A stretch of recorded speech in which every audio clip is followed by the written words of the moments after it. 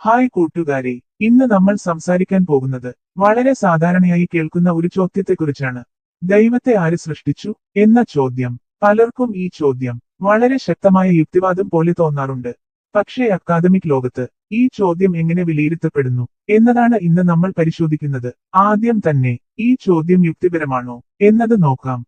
ദൈവത്തെ സൃഷ്ടിക്കപ്പെട്ട ഒരു വസ്തുവായി നിർവചിച്ചാൽ ആരെങ്കിലും സൃഷ്ടിച്ചോ എന്ന ചോദ്യം സ്വാഭാവികമായി വരും. പക്ഷേ പരമ്പരാഗത ദൈവസങ്കല്പത്തിൽ ദൈവം സൃഷ്ടിക്കപ്പെട്ട ഒന്നല്ല. ദൈവത്തെ എല്ലാത്തിനും അടിസ്ഥാനമായ സ്വയം നിലനിൽക്കുന്ന ഒരു സത്തയായാണ് നിർവചിക്കുന്നത്. അക്കാദമിക് തത്വശാസ്ത്രത്തിൽ ഇത്തരം ഒരു സത്തയെ ആവശ്യസത്ത എന്നാണ് വിളിക്കുന്നത്. അത് മറ്റൊന്നിനാൽ ഉണ്ടാകേണ്ടതില്ലാത്ത സ്വയം നിലനിൽക്കുന്ന ഒരു സത്ത എന്നർത്ഥത്തിലാണ്. അങ്ങനെയൊരു സത്തയെക്കുറിച്ച് ആരെങ്കിലും സൃഷ്ടിച്ചു എന്ന് ചോദിക്കുന്നത് അക്കാദമിക് തലത്തിൽ ഒരു വിഭാഗപിഴവായി കണക്കാക്കപ്പെടുന്നു. കാരണം സൃഷ്ടിക്കപ്പെടുന്ന വസ്തുക്കളോട് ചോദിക്കുന്ന ചോദ്യമാണ് സൃഷ്ടിക്കപ്പെടാത്തതായി നിർവചിച്ചിരിക്കുന്ന ഒരു സത്തക്ക് പ്രയോഗിക്കുന്നത്. ഇതാണ് ഈ ചോദ്യത്തിന്റെ ആദ്യത്തെ അക്കാദമിക് പിഴവ്. രണ്ടാമത്തെ അക്കാദമിക് പ്രശ്നം, ഈ ചോദ്യം പലപ്പോഴും ഒരു വിശദീകരണം തേടുന്ന ചോദ്യമല്ല, ഒരു പ്രതികാര ചോദ്യമായി ഉപയോഗിക്കപ്പെടുന്നു എന്നതാണ്. എല്ലാത്തിനും കാരണമുണ്ടെങ്കിൽ ദൈവത്തിനും കാരണമുണ്ടാകണം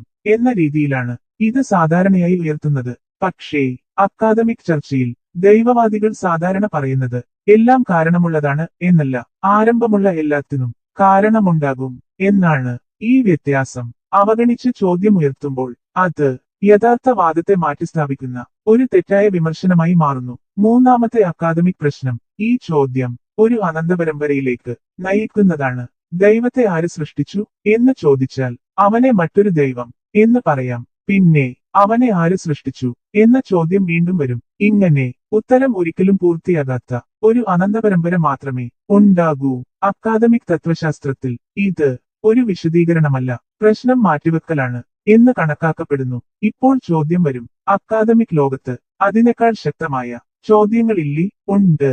ശക്തമായ ചോദ്യങ്ങൾ ദൈവത്തെ ആര് സൃഷ്ടിച്ചു എന്ന രൂപത്തിലല്ല ഉയരുന്നത്. പകരം ദൈവം എന്നത് സ്വയം നിലനിൽക്കുന്ന മറ്റൊന്നിലും ആശ്രയിക്കാത്ത ഒരു സത്തയാണ് എന്ന് പറയുമ്പോൾ അത് യഥാർത്ഥത്തിൽ എന്താണ് അർത്ഥമാക്കുന്നത് എന്നതാണ് ചോദ്യം. അങ്ങനെ ഒരു സത്ത വിരോധങ്ങളില്ലാതെ നിലനിൽക്കുമോ? അത് വെറും വാക്കുകളോ അല്ലെങ്കിൽ നമുക്ക് മനസ്സിലാക്കാൻ കഴിയുന്ന ഒരു യാഥാർത്ഥ്യ ആശയമോ എന്നതാണ് ഇവിടെ ഉയരുന്ന സംശയം. അതുപോലെ ദൈവം കാലത്തിനും കാരണബന്ധത്തിനും പുറത്താണ് എന്ന് പറയുമ്പോൾ നമുക്ക് അതിനെക്കുറിച്ച് അർത്ഥമുള്ള രീതിയിൽ സംസാരിക്കാൻ കഴിയുമോ എന്നതും ഒരു പ്രധാന ചോദ്യമാണ്. കാരണം നമ്മുടെ എല്ലാ ആശയങ്ങളും കാലം, കാരണം, മാറ്റം എന്നിവയെ ആശ്രയിച്ചാണ് രൂപപ്പെടുന്നത്. ഇവയെല്ലാം ഒഴിവാക്കിയാൽ അവശേഷിക്കുന്ന സത്ത എന്താണ് എന്ന് നമ്മൾ വ്യക്തമാക്കുന്നുണ്ടോ എന്ന സംശയം അക്കാദമിക് തലത്തിൽ ഉയരുന്നു. അതിനേക്കാൾ ഇത്തരം ചോദ്യങ്ങളാണ് ദൈവസങ്കല്പത്തെ ഗൗരവമായി പരിശോധിക്കാൻ ഉപയോഗിക്കപ്പെടുന്നത്. അതുകൊണ്ടാണ് ദൈവത്തെ ആര് സൃഷ്ടിച്ചു എന്ന ചോദ്യം പൊതുചർച്ചയിൽ ശക്തമായി തോന്നിയാലും അക്കാദമിക് ലോകത്ത് അത് ഏറ്റവും ശക്തമായ വിമർശനമായി കണക്കാക്കപ്പെടാത്തത്. ഇതിന്റെ അർത്ഥം ഈ ചോദ്യം ചോദിക്കരുത് എന്നല്ല, പക്ഷേ അക്കാദമിക് തലത്തിൽ ഇത് പരിധിയുള്ള ഒരു ചോദ്യം മാത്രമാണ് എന്നതാണ്. അവസാനം ഇത്ര മാത്രം പറയാം, ദൈവത്തെ ആര് സൃഷ്ടിച്ചു എന്ന ചോദ്യം ദൈവത്തെ സൃഷ്ടിക്കപ്പെട്ട ഒന്നായി കണക്കാക്കുമ്പോൾ മാത്രം യുക്തിപരമാകും. പക്ഷേ ദൈവത്തെ സൃഷ്ടിക്കപ്പെടാത്ത സ്വയം നിലനിൽക്കുന്ന ഒരു സത്തയായി നിർവചിക്കുന്ന ദൈവവാദങ്ങളിൽ ഈ ചോദ്യം അക്കാദമിക് തലത്തിൽ ശക്തമായ വിമർശനമല്ല. ദൈവത്തെക്കുറിച്ചുള്ള ഗൗരവമായ ചർച്ചകൾ ഈ ചോദ്യത്തിൽ അവസാനിക്കുന്നില്ല. അതിനേക്കാൾ ആഴത്തിലുള്ള തത്വശാസ്ത്ര ചോദ്യങ്ങളിലൂടെയാണ് അവ മുന്നോട്ട് പോകുന്നത്. ചിന്തകൾ തുടരാം, ചോദ്യങ്ങൾ ചോദിക്കാം. അങ്ങനെയാണ് അറിവ് മുന്നോട്ട് പോകുന്നത്. നന്ദി കൂട്ടുകാരെ, അടുത്ത വീഡിയോയിൽ വീണ്ടും കാണാം.